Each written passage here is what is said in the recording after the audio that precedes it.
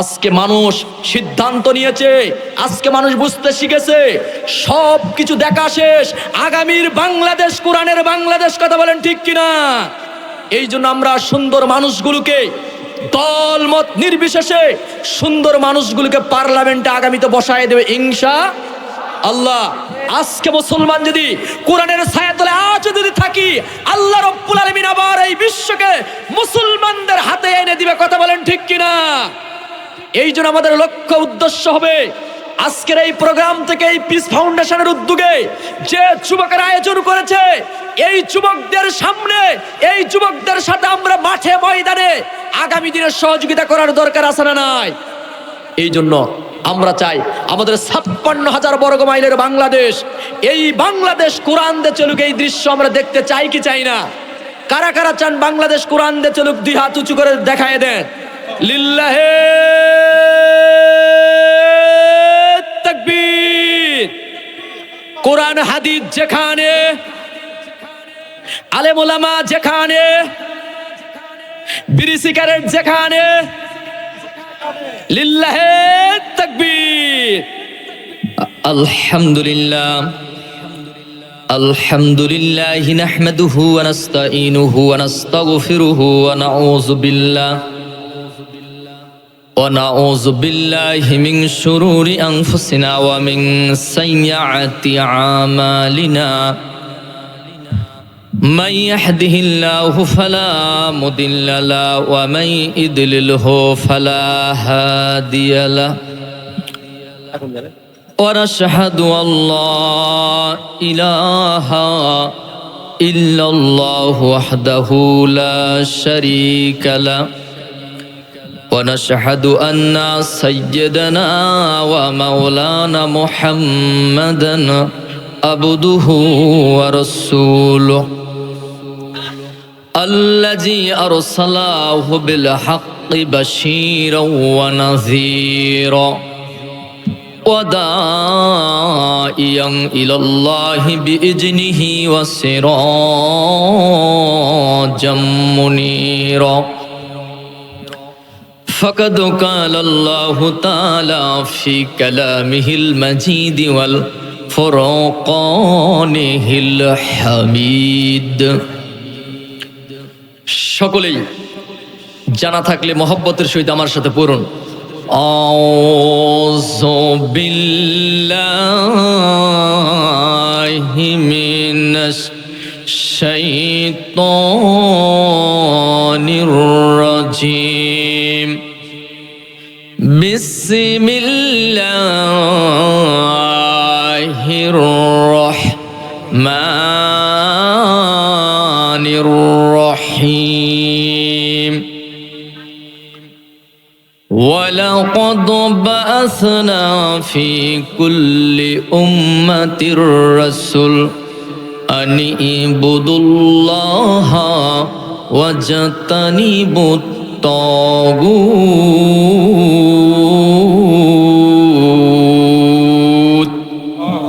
চিৎকার মেরে বলি আল্লাহু আকবার।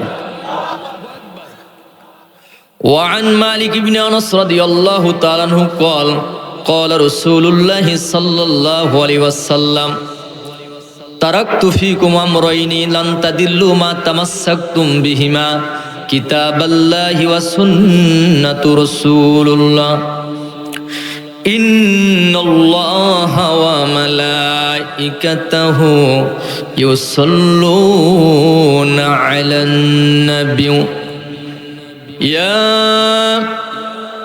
أيها الذين آمنوا صلوا عليه وسلموا تسليما. بلغ الأولى بكماله كشف الدجى بجماله حسنت جميع خصاله صلوا عليه. هنا يفلت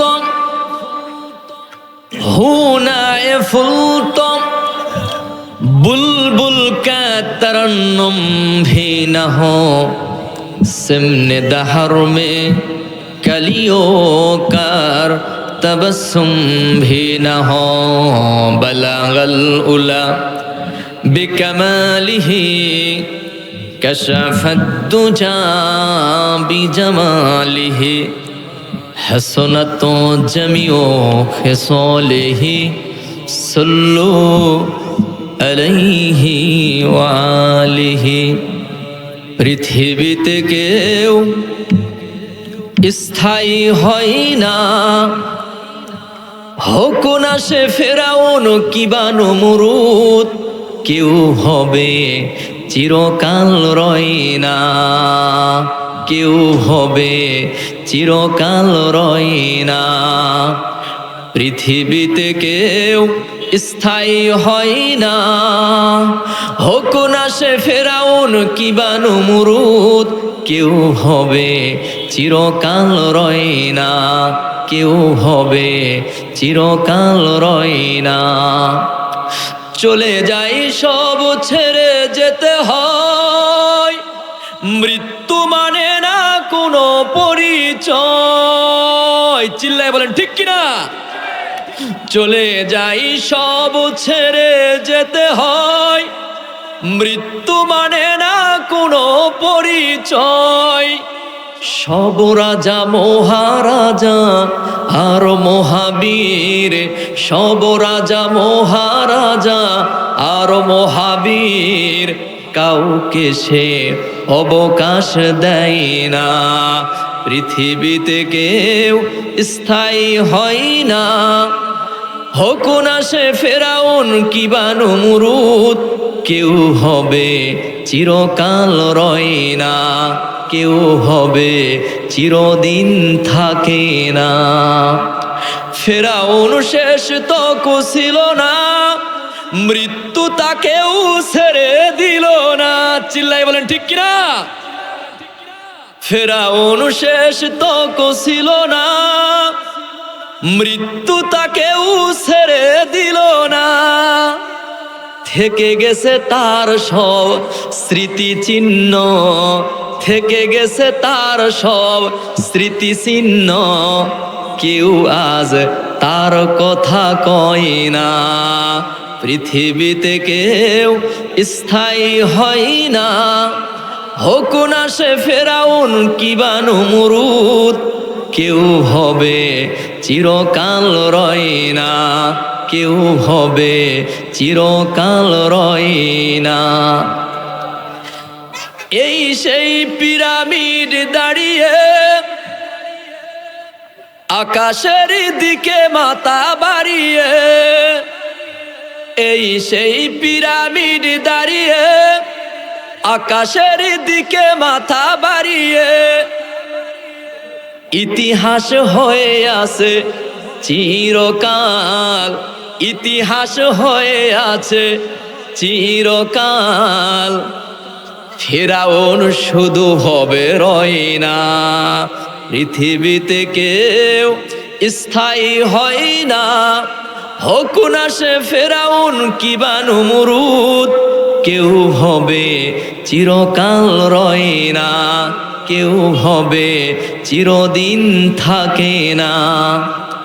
নীল নদ আজও আছে থাকবে, চিরদিন সত্যকে ডাকবে। চিল্লাই বলেন ঠিক কিনা? নীল নদ আজও আছে থাকবে, চিরদিন সত্যকে ডাকবে। ডেকে ডেকে বলে যাবে দিন ও রাত, ডেকে ডেকে বলে যাবে দিন ও রাত। ফেরাউন কেউ যেন হয় না, পৃথিবীতে কেউ স্থায়ী হয় না, হোক না সে ফেরাউন কিবা নমরুদ, কেউ হবে চিরকাল রয় না, কেউ হবে চিরদিন থাকে না, কেউ হবে চিরকাল রয় না। চিল্লাই বলেন মারহাবা। কি আপনাদের ভালো লাগলো না খারাপ লাগলো? আজকের বাংলাদেশের ঐতিহ্যবাহী নওগাঁ জেলার বদলগাছি থানার অন্তর্গত পিস ফাউন্ডেশনের উদ্যোগে বিরাট তাফসিরুল কোরআন ওয়াজ মাহফিল, স্থান পূর্ব নুনুজ ওয়াক্তিয়া মসজিদ সংলগ্ন ফাঁকা ময়দান, পাহাড়পুর, বদলগাছি, নওগাঁ। আজকের এই মাহফিলের সম্মানিত সভাপতি জনাব মোহাম্মদ হাফিজুর রহমান হাফি, সিনিয়র সদস্য, পিস ফাউন্ডেশন ও অর্থ সম্পাদক, পূর্ব নুনুজ জামে মসজিদ। আল্লাহ সুবহানাহু ওয়া তাআলা তার প্রিয় গোলামকে দ্বীনের জন্য, কোরআনের জন্য কবুল করুক। সকলেই বলুন আল্লাহুম্মা আমিন। আমারও আগে গুরুত্বপূর্ণ আলোচনা করেছেন ছোট ভাই মাওলানা মশিউর রহমান এবং আজকের এই মাহফিলের তৃতীয় আলোচক হাফেজ কারি মোহাম্মদ আব্দুল মুমিন। তার প্রিয় গোলামকে আল্লাহ সুবহানাহু ওয়া তাআলা বিশ্বময় কোরআনের খেদমতের জন্য কবুল করুক। সকলেই বলুন আমিন। আমার ডানে বামে বসা জাতির শ্রেষ্ঠ সন্তান ওলামায়ে কেরাম, আমার সামনে বসা ইসলাম প্রেমিক, দ্বীন প্রেমিক, তাওহীদি জনতা, পর্দার অন্তরালে অবলা সরলা সতী সাধবী মা ও ভগ্নীগণ, স্নেহের কচিকাচার দল, আবারও আমি আমার অন্তরস্থল থেকে সালাম বিনিময় করছি। আসসালামু আলাইকুম ওয়া রাহমাতুল্লাহি ওয়া বারাকাতুহু।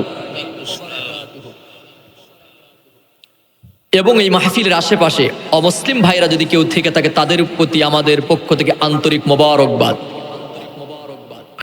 সম্মানিত দিনী মুসলমান ভাইরা, আজকের এই কোরআনের বাগানে, এই প্রোগ্রামে সকলেই বসতে পারে। রব যাদেরকে কবুল করেছে তারাই মাত্র বসতে পারে। কথা বলেন ঠিক কিনা?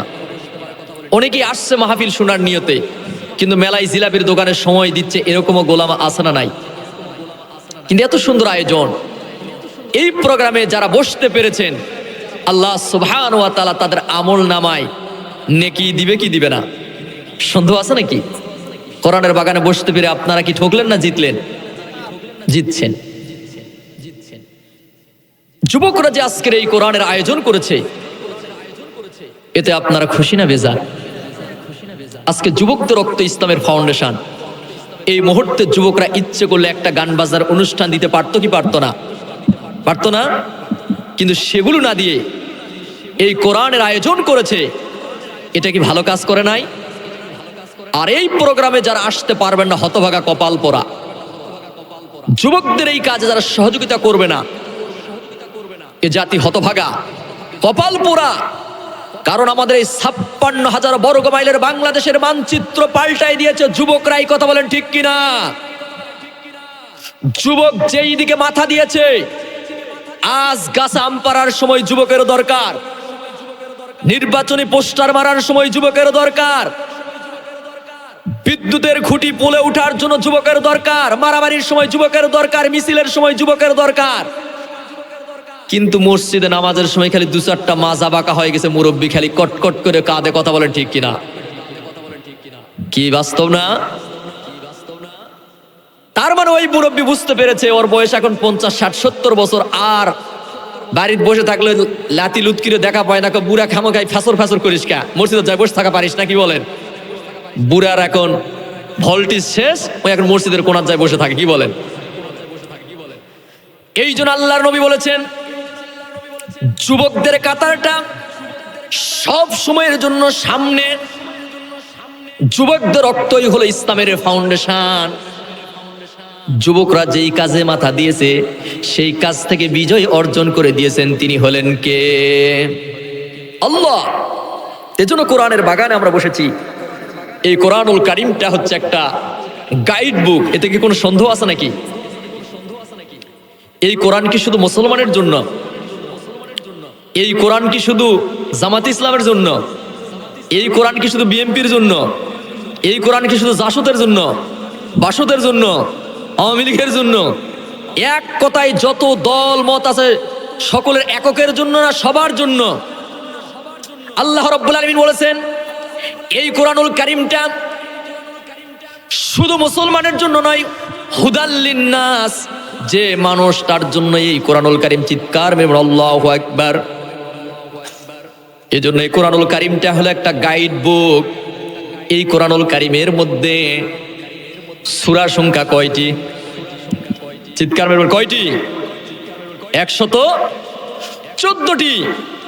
মুসলমানের ঘরে জন্ম নিয়েছে, এখনো কোরআনুল কারীমের মধ্যে কয়টি সূরা আছে এইটাও অনেকেই জানে না। এরকম লোক আছে না নাই?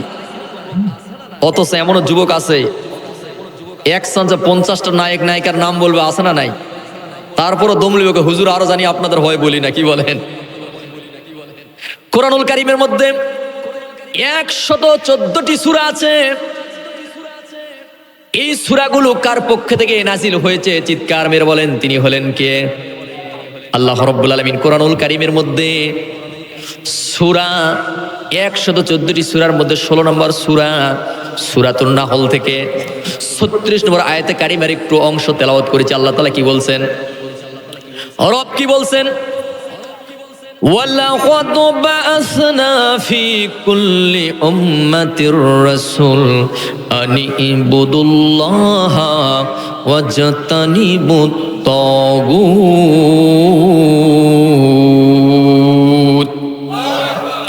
আল্লাহ রাব্বুল আলামিন বললেন কি, প্রত্যেক যুগে যুগে আমি নবী এবং রাসূল প্রেরণ করেছি। তাদের একটাই কাজ ছিল, তাদের একটাই মিশন ছিল। আল্লাহ তাআলা বলছেন প্রত্যেক যুগে যুগে নবী এবং রাসূলকে প্রেরণ করেছি, এদের দায়িত্ব হচ্ছে তোমরা এক অবের ইবাদত করো, অর্থাৎ তাগুতি শক্তির ধারে কাছেও যায় না, তাগুতি শক্তির অনুসরণ করে না। এ কথা কার? তাহলে এমন কেউ যেন বলতে পারে না যে আমাদেরকে দেখানোর জন্য আমাদের কাছে কোনো নবী আসে নাই, কোনো বার্তাবাহক আসে নাই, কোন রাস্তা সঠিক আর কোনটা বাঁকা রাস্তা এই রাস্তা দেখে দেওয়ার দায়িত্ব নিয়েছেন তিনি হলেন কে? পথ দেখিয়ে দিয়েছেন কোনটা সঠিক রাস্তার কোনটা বাঁকা রাস্তা। সঠিক রাস্তায় সিরাতুল মুস্তাকিম পথে যদি আপনি আমি চলতে পারি, তাহলে তার জন্য রব হাতছানি দিয়ে রাখতেছে, তাদের জন্য শুভ সংবাদ হয়েছে সেই জান্নাতুল ফেরদাউসের মেহমান। চিৎকার মেরে আল্লাহু আকবার। সেই জান্নাতে যাওয়ার দরকার আছে না নাই? কারা কারা জান্নাতে যেতে চান না হাত তোলেন। আপনারা আলহামদুলিল্লাহ খুব সুন্দর বুঝেছেন। কারা কারা জান্নাতে যেতে চাই দুহাত উঁচু করে আল্লাহকে দেখাই। লিল্লাহে তাকবীর, লিল্লাহে তাকবীর। বাস, আল্লাহ রাব্বুল আলামিন প্রত্যেক যুগে যুগে নবী এবং রাসূলদের পাঠায় একটাই কাজ, একটাই দায়িত্ব, এক রবের ইবাদত করো। সেই রবের ইবাদত করতে গিয়ে দুনিয়ায় আমরা মানুষের তৈরি করা আইন কানুন দিয়ে চলতে চাই, এরকম পথ মত আছে না নাই? মানুষের তৈরি করা আইন দিয়ে যদি আপনি চালান, চলতে চান, আল্লাহ তাআলা তাদের সম্পর্কে কি বলছেন? وَمَن يَبْتَغِ غَيْرَ الْإِسْلَامِ دِينًا فَلَن يُقْبَلَ مِنْهُ وَهُوَ فِي الْآخِرَةِ مِنَ الْخَاسِرِينَ।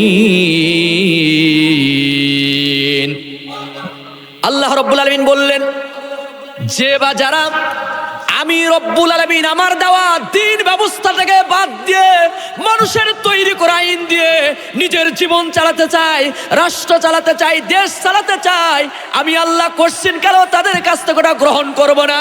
আর কিয়ামতের দিন তারা হবে ক্ষতিগ্রস্ত। একথা কার? যে আল্লাহ সুবহানাহু ওয়া তাআলা আপনি আমাকে এত সুন্দর সুঠাম দেহের অধিকারী করে দিয়েছেন, কি সুন্দর চক্ষু দিয়েছেন, কত সুন্দর মুখ দিয়েছেন, কত সুন্দর জিহ্বা দিয়েছেন। একটা জিহ্বা কত প্রকারের স্বাদ এই জিহ্বা দিয়ে আমরা উপভোগ করি। কথা বলেন ঠিক কিনা? আপেলের স্বাদ আর এক রকম, আঙ্গুরের স্বাদ কি একই নাকি? শুধু তাই নয়, সিলভার কাপের মাছ যদি চাচাকে দেওয়া হয় আর ইলিশ মাছ দেওয়া হয়, দুটা স্বাদ মনে একই নাকি? চাচার সামনে যদি সিলভার কাপের মাছও দেন, ইলিশ মাছও দেন, চাচা সিলভার কাপ মাছ সরাই দিয়ে ইলিশ মাছ মুচকি মারে হাসবে আর খাবে। কথা বলেন ঠিক কিনা? জিহ্বা তো একটা স্বাদ কই রকম লাগে। শুধু তাই নয়, আবার যদি আপনার অন্য তরকারি যদি দেন, সেই তরকারির ভিতরে যদি একটু আমটি হয়ে যায়, নষ্ট হয়ে যায়, মুরব্বী চাচা সঙ্গে সঙ্গে বলবে এই তরকারি চলবে না, কারণ নাক সঙ্গে সঙ্গে সিগন্যাল দিয়েছে এটা টক হয়েছে। কথা বলেন ঠিক কিনা? আল্লাহ রাব্বুল আলামিন এজন্য কত সুন্দর একটা বডি আপনি আমাকে টাক্সার হিসাবে দিয়ে দিলেন, এইটার শুকরিয়া আদায় করার দরকার আছে না নাই? আমার মনে হয় আল্লাহ রাব্বুল আলামিন কত সুন্দর করে মানুষের এই টাক্সারটাকে সৃষ্টি করেছে। বান্দা তুমি কোন জিনিসটাকে তুমি অস্বীকার করবে? আমি কি তোমাদেরকে নিয়ামত দিয়েছি? আমরা তো মনে করি এই দুনিয়ায় আসবো, সূরাতুল ফাতিহায় আমরা নামাজের ভিতরে তেলাওয়াত করি কি, ইয়্যাকা না'বুদু ওয়া ইয়্যাকা নাস্তাঈন। আমরা কি বলি? কেবলমাত্র রব্বুল আলামিন তোমারই ইবাদত করি আর তোমারই কাছে সাহায্য চাই। এই কথা নামাজে কার কাছে বলতেছি? এই কথা নামাজে আল্লাহর কাছে বলতেছি। রব্বুল আলামিন কেবলমাত্র শুধুমাত্র তোমারই ইবাদত করি, আবার তোমার কাছেই চাই। কিন্তু যেই মাত্র নামাজ থেকে ফিরে যায়, বড় বড় গাছ দেখলে গাছের কাছেও ফুল চাই, এমন মা বোন আছে না নাই? কি বলেন? আবারও কবরে চাই এরকম লোক সমাজে আমরা আসি না নাই? দেওয়ানোর মালিক কে? দেওয়ানোর মালিক একমাত্র আল্লাহ। আল্লাহর কাছে আমাদের চাইতে হবে। কথা বলেন ঠিক কিনা? আল্লাহ রাব্বুল আলামিন বলছে, বান্দা কেবলমাত্র শুধুমাত্র আমি রব্বুল আলামিন আমার কাছে চাও। আপনার ডাক্তারের কাছে যাবেন, অসুস্থ হয়েছেন, ডাক্তারের কাছে যাওয়ার আগে, বিশ্বাস করার আগে কেবলমাত্র শুধুমাত্র প্রথম নাম্বার আপনার মেসেজটা পাঠিয়ে দিতে হবে রবের কাছে। কথা বলেন ঠিক কিনা? যে রব্বুল আলামিন আমি বিপদে পড়েছি, অসুস্থ হয়েছি, আল্লাহ আমাকে শেফা দান করে দিও। রবের কাছে মেসেজ দেওয়ার পর আপনি ডাক্তারের কাছে যান, সমস্যা নাই।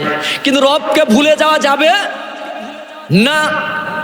আল্লাহ রাব্বুল আলামিন কুরআনুল কারীমের মধ্যে বলছে, বান্দা নিয়ামতের যখন শুকরিয়া আদায় করবে, আমি আল্লাহ তাআলা তখন তোমাদের নিয়ামতগুলি বাড়াই দেব। আল্লাহ তাআলা বলছেন, লা ইন শাকারতুম লা আযীদান্নাকুম ওয়া লা ইন কাফারতুম ইন্না আযাবি লাশাদীদ।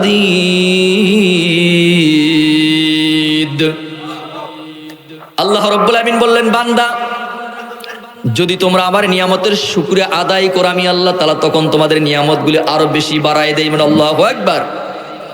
আর যদি নিয়ামতের শুকরিয়া আদায় না করো, তাহলে তোমাদের জন্য রয়েছে অত্যন্ত যন্ত্রণাদায়ক কঠিনতম শাস্তি, আযাব অপেক্ষা করতেছে। কথা কার?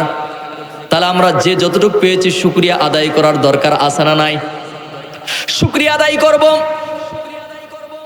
আল্লাহ রাব্বুল আলামিন কোরআনুল কারীমের মধ্যে রব্বুল আলামিন জানিয়ে দিচ্ছে, বান্দা তুমি শুকরিয়া আদায় করে তো শেষ করতে পারবে না, তারপরে শুকরিয়া আদায় করতেই হবে। আল্লাহ রব্বুল আলামিন বলছেন, কুল লাউ কানাল বাহরু মিদাদাল কালিমাতি রব্বি লানাফিদাল বাহরু ক্বাবলা আন তানফাদা কালিমাতু রব্বি ওয়ালাউ জিনা বিমিসলিহি মাদাদা। আল্লাহ রাব্বুল আলামিন বললেন, ওই সাগর, মহাসাগর, আটলান্টিক মহাসাগর বলেন, প্রশান্ত মহাসাগর বলেন, যত নদী নালা, খাল বিল, যে কত পানি থাক না কেন, সমস্ত পানিগুলিকে যদি তোমরা কালি বানাও আর বৃক্ষ তরুলতাগুলিকে যদি কলম বানিয়ে শুরু করে দাও, আমি আর রব আমার কালামের ব্যাখ্যা, আমার রবের প্রশংসা যদি তোমরা লেখা শুরু করে দাও, কালিগুলো ফুরায়ে যাবে, কলমগুলো ফুরায়ে যাবে, তবু আমি রব্বুল আলামিন আমার রবের কালামের ব্যাখ্যা গুণগান গিয়ে তোমরা কখনো শেষ করতে পারবে না। আল্লাহর প্রশংসার গুণগান গায়ে কি শেষ করা যাবে? তারপর আমরা প্রশংসা আদায় করা ছাড়ব না। সাহাবায়ে কেরামেরা কি করেছেন? তারা দ্বীনের জন্য, কোরআনের জন্য নিজের জীবনটা পর্যন্ত তারা বিলীন করে দিয়েছেন। ইসলাম তো আমরা জন্মসূত্রে মায়ের পেট থেকে পড়েছি, বাবা এ মুসলমান, দাদা এ মুসলমান। আমরা মুসলমান বলে শুধু দাবি করি। ভোটার আইডি কার্ডে আপনি মুসলমান থাকতে পারেন হয়তো, কিন্তু আপনি অরিজিনাল রবের কাছে মুসলমানিত্ব আপনার আছে নাকি সেটা একটু চেক করার দরকার আছে না নাই? নামাজ নাই, রোজা নাই, দিন বোঝা নাই, ইসলামের বিপক্ষে কথা বলে, দ্বীনের বিপক্ষে কথা বলে, আবারও বলে হুজুর নামাজ না পড়ে ইমান ভালো আছে। এরকম লোক সমাজে আছে না নাই? কিন্তু আপনার এলাকায় হয়তো নাই। আবার কিছু লোক সমাজের আছে, হুজুর ওই লোকটাকে আপনি কি মনে করেন? ওই লোকটা খুবই ভালো না হয়, খালি নামাজই পড়ে না। দেখছেন, ওই লোকটা খুব ভালো হুজুর, আপনি কি মনে করেন? হয়তো একটু সমস্যা, খালি নামাজই পড়ে না। দেখছেন, দলিল নিয়ে যান। আল্লাহ রাব্বুল আলামিন কি বলছেন? মুসলমান এবং কাফেরদের মধ্যে পার্থক্য কি? আল ফারুকু বাইনাল আবদি ওয়া বাইনাল কুফরি তারকুস সালাত। আজকে মুসলমান এবং কাফেরদের মধ্যে পার্থক্য মান নির্ণয় করা একটাই মাত্র কারণ হলো নামাজ। কারণ দাড়ি দিয়েও মুসলমান না, কাফের না মুসলিম চিনা যাবে। অনেক অমুসলিম ভাইদেরও দাড়ি আছে না নাই? তাহলে দাড়ি দিয়ে নির্ণয় করা যাবে না।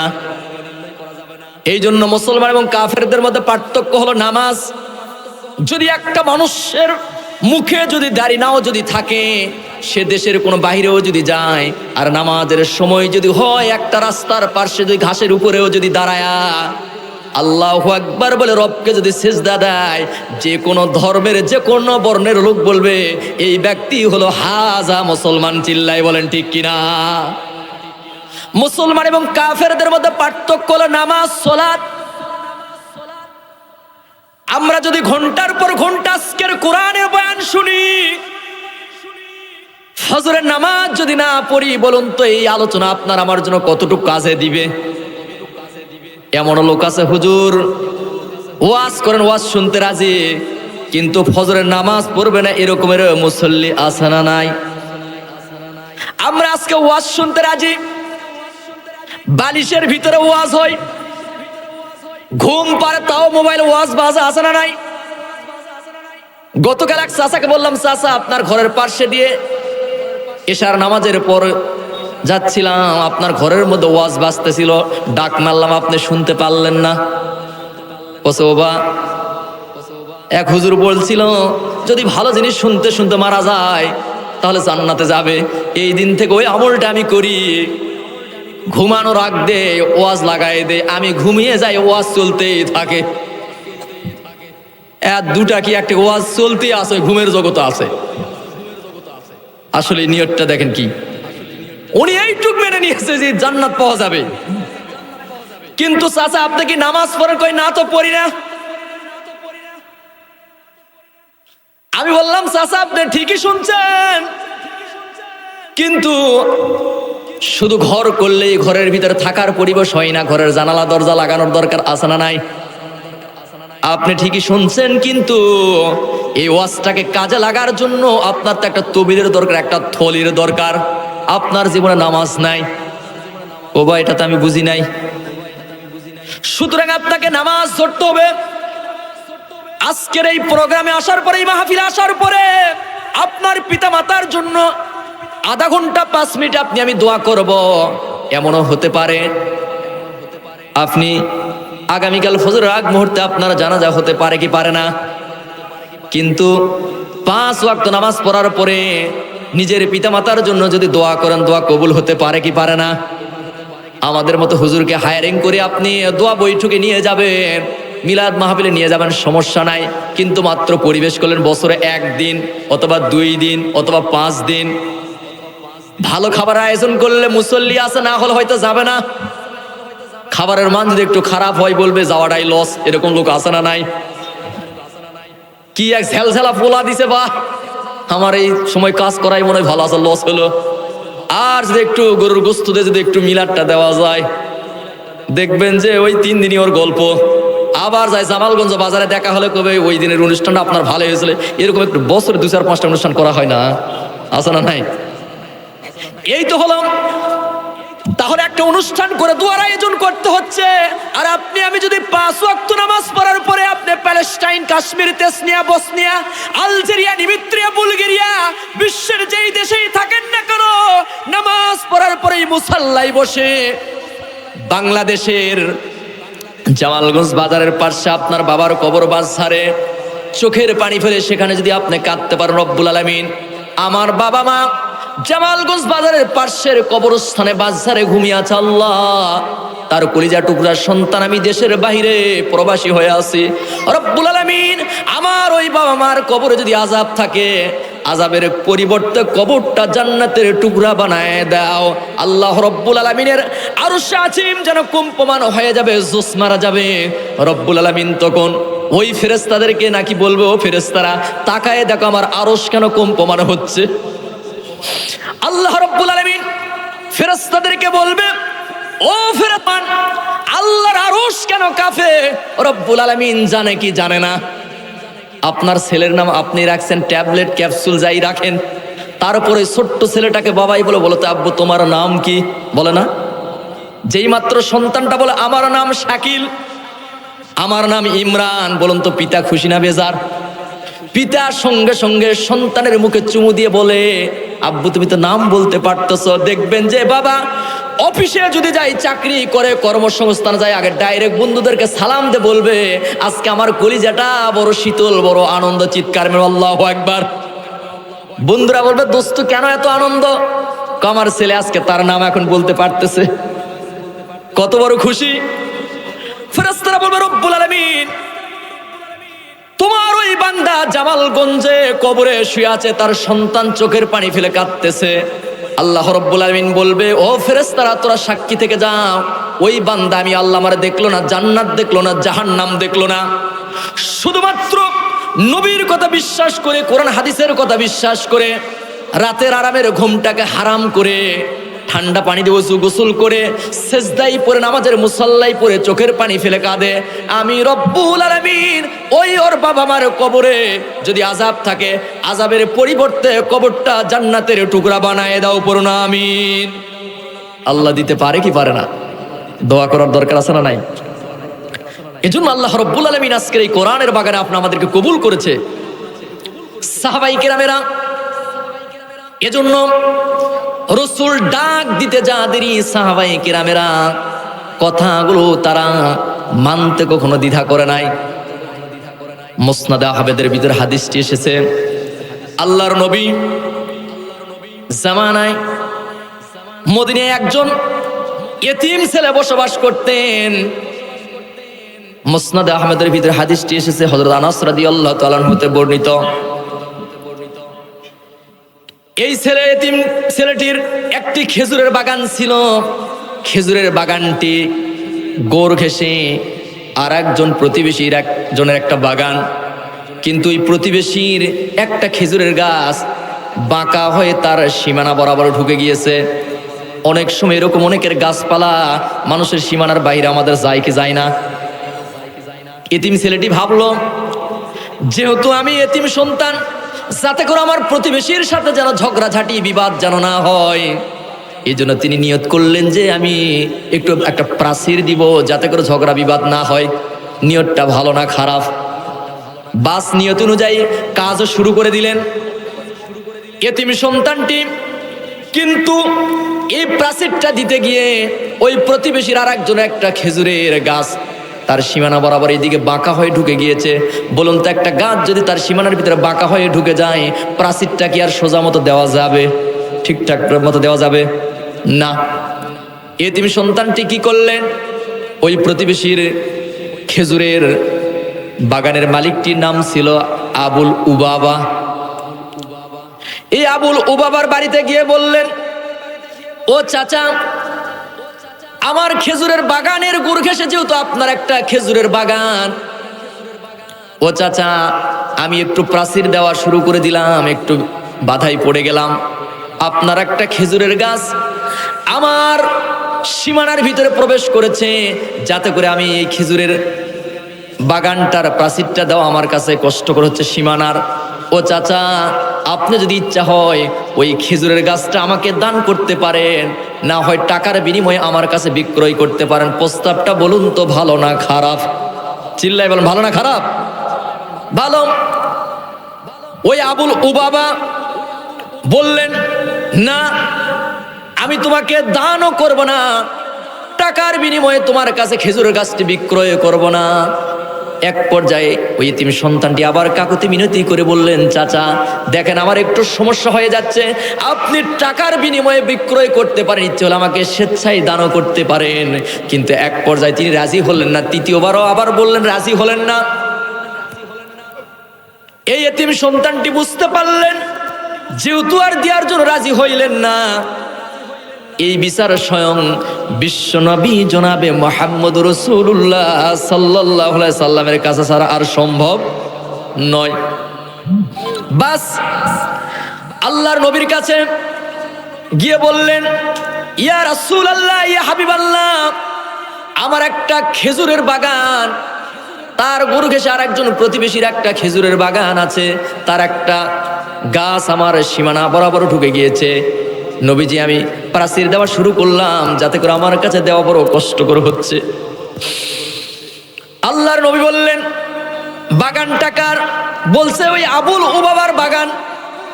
আল্লাহর নবী বললেন সাহাবায়ে কেরামদেরকে বলে, আবুল উবাবাকে তোমরা ডেকে পাঠাও। আল্লাহর নবী আবুল উবাবাকে বললেন, ও আবুল উবাবা, তোমার ওই খেজুরের বাগানের একটা গাছ যেহেতু এই সীমানা বরাবর প্রবেশ করেছে, যাতে করে এই খেজুরের গাছটা তুমি ইচ্ছে করলেই এতিম সন্তানটিকে দান করতে পারো, না হলে টাকার বিনিময়ে বিক্রয় করতে পারো।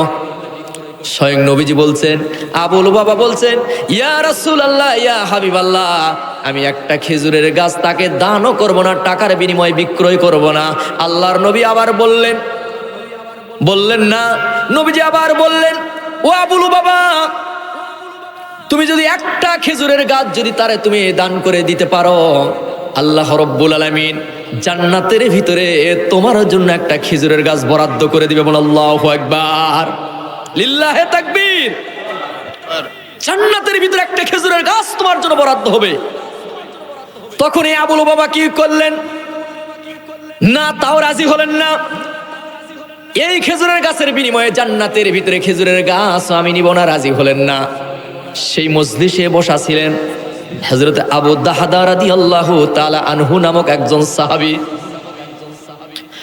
হযরত আবু দাহদা আল্লাহর নবীকে বললেন, ইয়া রাসূলুল্লাহ, ইয়া হাবিবাল্লাহ, নবীজি, এই একটা খেজুর গাছ যদি আমি যে কোনো বিনিময়ে যদি ক্রয় করে যদি আমি এতিম সন্তানটিকে যদি দিতে পারি, ইয়া রাসূলুল্লাহ, ইয়া হাবিবাল্লাহ, ওই জান্নাতের ভিতরে একটা খেজুরের গাছ কি আমি আবু দাহাদার জন্য কি বরাদ্দ থাকবে?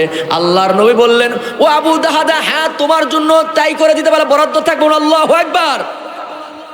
হযরত আবু দাহাদা বলছে, ইয়া রাসূলুল্লাহ, যদি আমি ওই গাছটা যে কোনো বিনিময়ে ক্রয় করে দিতে পারি ওই এতিম সন্তানটিকে, আমার জন্য কি সেই জান্নাতের ভিতরে কি একটা খেজুরের গাছ বরাদ্দ থাকবে? আল্লাহ রাসূল বললেন, হ্যাঁ তোমার জন্য অনুরূপ ওই খেজুরের গাছ বরাদ্দ থাকবে জান্নাতের ভিতরে। বল আল্লাহু আকবার। হযরত আবু দাহদা রাদিয়াল্লাহু তাআলা আনহু ওই এতিম সন্তানটির জন্য কি করতেছে একটু দিলের কান দিয়ে শুনুন। ওই আবুল উবাবাকে বলছে, আবু দাহদা, ও আবু উবাবা, তুমি শুনে নাও, তুমি কি জানো মদিনার ভিতরে আমার একটা 600 বিশিষ্ট খেজুরের বাগান আছে, তুমি কি ওইটা জানো? আবুল উবাবা বলছে, ও আবু দাহদা, এই মদিনায় তোমার যে একটা প্রসিদ্ধিত ঐতিহাসিক খেজুরের বাগান, এটা এমন কে আছে না জানে? অবশ্যই জানি। বলছে, হ্যাঁ জানো। ওই আমার ওই 600 বিশিষ্ট খেজুরের গাছের বাগান, প্রত্যেকটি গাছে সুস্বাদু খেজুর ধরে। জানো? জি, তাও জানি। শুধু তাই নয়, ওই খেজুর, ওই 600 বিশিষ্ট খেজুরের বাগানের ভিতরে আমি আবু দাহদা আমার একটা বাড়িও আছে, সেটা কি তুমি জানো? ওই আবুল উবাবা বলছে, তাও জানি। শুধু তাই নয়, এই মক্কা মদিনায় সবচেয়ে পানির তৃষার্ত, পানির বিপদ, পানির সংকট, ওই খেজুরের বাগানের ভিতরে আমার একটা সুন্দর কূপও খনন করা আছে। ও আবুল বাবা, তুমি কি জানো? কই, তাও জানি। তা কি বলতে চাও? আবুল ওবাবা বলছে, কি বলতে চাও? আবু দাহদা বলছে, ও আবুল ওবাবা, ওই আমার 600 বিশিষ্ট খেজুরের গাছ, আমার বাড়ি, আমার ওই কূপ, তোমার একটা খেজুর গাছের বিনিময়ে আমি আবু দাহাদা তোমার কাছে বিক্রয় করতে চাই, তোমার ওই একটা খেজুর গাছের বিনিময়ে। বলো আল্লাহু আকবার, চিৎকার বলো আল্লাহু আকবার।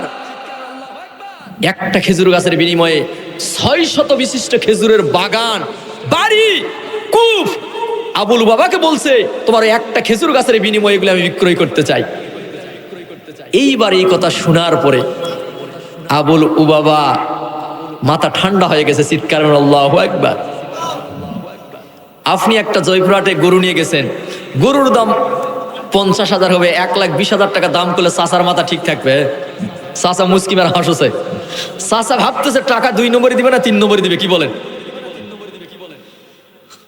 আবুল বাবা বলছে, ও আবু দাহাদা তুমি তাহলে কি সত্যিই কি এরা বলেছো দিবে? উপস্থিত সাহাবায়ে কেরাম সকলেই বললেন, ও আবুল বাবা তুমি শুধু খালি দিতে চাও, তুমি খালি দিতে চাও, আমরা প্রয়োজন পড়লে তোমার সাক্ষী হয়ে যাব। বাস আবুল বাবা কি করলেন, 600 বিশিষ্ট খেজুরের বাগান, বাড়ি, কূপের বিনিময়ে তার ওই একটা খেজুর গাছ হযরত আবু দাহাদার কাছে বিক্রয় করে দিলেন। বল আল্লাহু আকবার, লিল্লাহে তাকবীর। এখন বলুন তো, এই একটা খেজুর গাছের এখন এই মুহূর্তে মালিক হয়ে গেলেন আবু দাহাদা। আল্লাহর নবীর কাছে আবু দাহাদা বলছেন, ইয়া রাসূলুল্লাহ, ইয়া হাবিবাল্লাহ, এখন যেহেতু এই খেজুরের গাছের মালিক আমি হলাম, এই খেজুরের গাছটা আমি এতিম সন্তানটিকে দান করে দিলাম, সে ইচ্ছে করলে গাছটা কাটতেও পারে, সে ইচ্ছে করলে রেখেও দিতে পারে, বাস আমি দান করে দিলাম। আল্লাহর নবী আবু দাহাদাকে বলছে, ও আবু দাহাদা, এই মুহূর্তে আমি দেখতে পাচ্ছি আল্লাহ রব্বুল আলামিন তোমার জন্য জান্নাতের ভিতরে অসংখ্য খেজুরের গাছ বরাদ্দ করে দিয়েছে। বল আল্লাহু আকবার, লিল্লাহে তাকবীর। হযরতে আবু দাহাদা বাগান যেহেতু বিক্রয় করে দিলেন, এখন বলুন তো আবুল বাবার কাছে কি ওই বাগানটা এখন দেওয়ার দরকার আছে না নাই? বুঝে দেওয়া লাগবে না? আবুল বাবার কাছে এখন বুঝে দেওয়ার জন্য আবু দাহাদা বাড়ির দিকে চলে গেলেন। দরজায় যাই নক করলেন, মেন দরজায়। ও উম্মে দাহাদা স্ত্রীকে ডাক দিলেন। স্ত্রী ভাবছে আমার স্বামী তো বাসায় চলে আসবে, কেন দরজায় নক করতেছে? দরজায় আবু দাহাদা বলছে, ও আমার স্ত্রী দরজায় চলে আসো, আমি তো আজকে একটা উত্তম ব্যবসা করেছি, উত্তম একটা বিজনেস করে ফেলছি। স্ত্রী বলছে, এমন কি বিজনেস করে ফেলছো? বলছে, জান্নাতের ভিতরে একটা খেজুর গাছের বিনিময়ে আমার এই 600 বিশিষ্ট খেজুরের গাছ, আমার বাড়ি, আমার কূপ, এগুলো তো সব তো বিক্রয় করে দিলাম। বলেন আল্লাহু আকবার। স্ত্রীও যদি ঈমান ওয়ালা হয়, আল্লাহ ওয়ালা, স্ত্রী বলছে, বাহ ওগো স্বামী, খুব সুন্দর উত্তম বিজনেস করেছেন তো, আমাদের এই দুনিয়ার এই বাগান, বাড়ি, এই খেজুরের বাগানের চাইতে ওই জান্নাতের ভিতরে একটা খেজুরের গাছই আমাদের কাছে অনেক মূল্যবান। চিৎকার বলেন আল্লাহু আকবার। বাস সন্তান ছেলে মেয়েদেরকে নিয়ে এখন বাগান থেকে বের হয়ে যাও, চলে আসো। দেখুন তো বন্ধুগণ, হযরত আবু দাহাদা একটা জান্নাতের খেজুর গাছের বিনিময়ে 600 বিশিষ্ট যদি খেজুর গাছ দিতে পারে, বাড়ি দিতে পারে, কূপ যদি দিতে পারে, এই দুনিয়ায় আমরা জান্নাতের জন্য, আল্লাহর মেহমান হওয়ার জন্য আমরা কি নিজেদের জীবনটাকে রাজপথে দিতে পারবো কি পারবো না? জীবনটা পর্যন্ত বিলীন করে দিতে হবে। কবি বলেছেন, এমন জীবন করিবে গঠন, মরণে হাসিবে তুমি, কাঁদিবে ভুবন। এমন সুন্দর জীবন তৈরি করার দরকার আছে না নাই? এমন জীবন তো তৈরি করলাম, এই তো কয়েকদিনের ঘটনা আমাদের মাঝ থেকে বিদায় নিল, এই তো কয়েকদিনের ঘটনা, এখনো আমাদের হৃদয় থেকে যেন রক্তক্ষরণ হচ্ছে। শরীফ ওসমান হাদি বাংলাদেশকে নয় গোটা বিশ্বের বুকে মানুষের চোখের পানি ঝরাইছে, কথা বলেন ঠিক কিনা? তার প্রতিটি বক্তব্য, প্রতিটি কথা ছিল একমাত্র ইনসাফের কথা। আল্লাহর জমিনে আল্লাহর দিন কায়েমের জন্য ন্যায্য পাওনা মানুষ যেন সঠিক রাস্তায় যেন চলতে পারে, কোন চাঁদাবাজ যেন ময়দানে যেন না থাকে। চাঁদাবাজ মানুষগুলোকে ভালো রাস্তায় আনার জন্য তার সংগ্রাম ছিল, কথা বলেন ঠিক কিনা? কিন্তু এটা তো বরদাস্ত করতে পারে নাই। কিন্তু না, ওনার তো সবসময়ের জন্য তামান্না ছিল, স্বপ্ন ছিল, রব্বুল আলামিন আমাকে যদি মৃত্যু দাও, আমার মৃত্যুটা যেন শহীদ মৃত্যু হয়। চিৎকার করে আল্লাহু আকবার। শহীদ মৃত্যু। আল্লাহর নবীজি বিদায় হজ্জের ভাষণে বলেছেন, আল ফারুক ভাই, আল্লাহর নবীজি বিদায় হজ্জের ভাষণে সুন্দর করে জানিয়ে দিচ্ছেন, তারাক্তু ফিকুম আমরাইনি লান তাদিল্লু মা তামাসসাকতুম বিহিমা কিতাবাল্লাহি ওয়া সুন্নাতুর রাসূলুল্লাহ। আল্লাহর নবী বলেছেন বিদায় হজ্জের ভাষণে, তোমরা যদি কিতাব আল্লাহ, আল্লাহর কোরআনকে আর আমি রাসূল আমার সুন্নাহকে যদি নিজেদের জীবনে আঁকড়িয়ে ধরতে পারো, কোশ্চিন কালেও তোমরা পথভ্রষ্ট হবে না। আজকে আমরা কোরআন হাদিস থেকে দূরে সরে যাচ্ছি। এই জন্য আপনার আমাদের উপরে বিজাতিরা ঘাড়ে বসে টুটি কষে ধরেছে, কথা বলেন ঠিক কিনা? আজকে মুসলমান যদি কোরআনের ছায়াতলে আজ যদি থাকি, আল্লাহ রাব্বুল আলামিন আবার এই বিশ্বকে মুসলমানদের হাতে এনে দিবে, কথা বলেন ঠিক কিনা? এই জন্য আমাদের লক্ষ্য উদ্দেশ্য হবে আজকের এই প্রোগ্রাম থেকে, এই পিস ফাউন্ডেশনের উদ্যোগে যে যুবকের আয়োজন করেছে, এই যুবকদের সামনে, এই যুবকদের সাথে আমরা মাঠে ময়দানে আগামী দিনের সহযোগিতা করার দরকার আছে না নাই? আমরা এই যুবকদেরকে উৎসাহিত করব। এত সুন্দর কোরআনের আয়োজন করেছে, এখানে টাকা পয়সা বুদ্ধি শ্রম দিয়ে সহযোগিতা করবেন। আল্লাহ তাআলা কাল কিয়ামতের দিন মুসিবতের সময় এই মাহফিল হয়তো আপনার আমার জন্য নাজাতের জারিয়া বানিয়ে দিবে, কথা বলেন ঠিক কিনা? এজন্য সম্মানিত দিনী মুসলিম ভাইরা, আজকে আসুন সন্তানকে আপনারা physics, chemistry, biology, algebra, mathematics, botanical, zoology, accounting, philosophy এগুলো পড়ার জন্য আমরা পেরেশানি। সন্তানকে ডাক্তার বানানোর সমস্যা নাই, ইঞ্জিনিয়ার বানানোর সমস্যা নাই। তবে তো আপনি আমি একজন মুসলমানের বাচ্চা মুসলমান, আপনার আমার কলিজা টুকরা সন্তানের ভিতরে কোরআনের জ্ঞান দেওয়ার দরকার আছে না নাই? এই জন্য আমরা চাই আমাদের 56,000 বর্গ মাইলের বাংলাদেশ, এই বাংলাদেশ কোরআন দিয়ে চলুক। এই দৃশ্য আমরা দেখতে চাই কি চাই না? কারা কারা চান বাংলাদেশ কোরআন দিয়ে চলুক? 2 হাত উঁচু করে দেখায় দেন। লিল্লাহে তাকবীর। কোরআন হাদিস যেখানে, আলেম ওলামা যেখানে, বিড়ি সিগারেট যেখানে, লিল্লাহে তাকবীর। বাস এই কোরআন দিয়ে যদি পার্লামেন্ট চলে, সেই সমাজে চোর, ডাকাত, সন্ত্রাস, চাঁদাবাজ খুঁজে পাওয়া বড় কষ্টকর হবে, কথা বলেন ঠিক কিনা? কারণটি হচ্ছে আমাদের দেশের চোর মুরগি চুরি করে কারাগারে যায়, ওই গরু চুর হয়ে কারাগার থেকে বের হয়, কথা বলেন ঠিক কিনা? কারাগার থেকে বের হয়ে আসার পরে শার্টের কলার ঝোলায় আর বলে কেমন তো একটা ডিগ্রি, আমার র্যাঙ্ক বাড়লো, কি বলেন? কারাগার থেকে বের হয়ে আসার পর র্যাঙ্ক বাড়ে বলে। যেই সন্ত্রাস কারাগারে যায়, কারাগার থেকে বের হয়ে আসার পরে গুলি মেরে যে মানুষকে হত্যা করতে পারে, যদি কোরআন পার্লামেন্টে বসে, চোর ডাকাত কারাগারে খুঁজে পাওয়া যাবে না, কথা বলেন ঠিক কিনা? কারণ বিচারগুলি হবে কোরআনের আলোকে। রাতের অন্ধকারে মানুষের মাল সামানাগুলি বাড়িতে রাখবে, চুরির কোনো চিন্তা থাকবে না। এখন রেল স্টেশনের অসহায় হতদরিদ্র গরিব মানুষগুলি যদি হঠাৎ কোনো এমপি মন্ত্রী, কোনো কোটিপতি একটা কম্বল দেয়, এই কম্বলের কোনো নিরাপত্তা থাকে না, কথা বলেন ঠিক কিনা?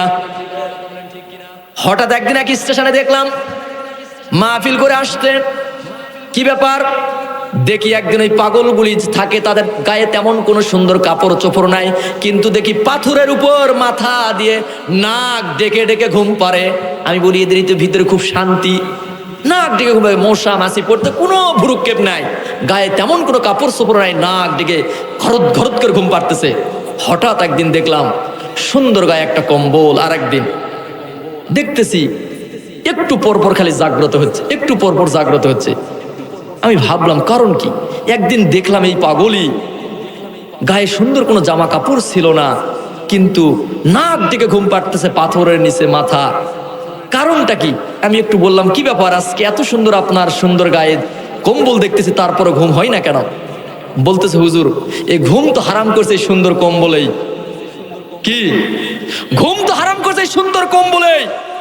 আগে গায়ে সুন্দর কোনো কম্বল ছিল না, নাক থেকে ঘুম পাড়তাম, কোনো চিন্তাও ছিল না। যেই মাত্র নেতা একটা কম্বল দিয়েছে, কোটিপতি একটা কম্বল দিয়েছে, এই কম্বলের টেনশনে দুঃখে আর ঘুম ধরে না।